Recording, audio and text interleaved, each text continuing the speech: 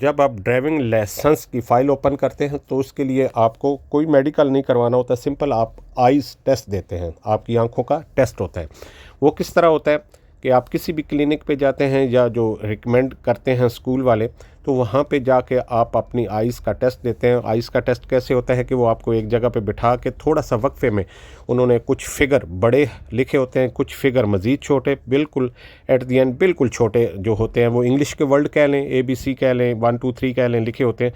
तो वो फिर आपको एक आंख बंद करवा के पढ़वाते हैं, फिर दूसरी आंख बंद करवा के, तो उससे वो अंदाज़ा लगाते हैं कि आपकी आइज़ कितनी है, आई साइट्स क्या है, 6/6 है।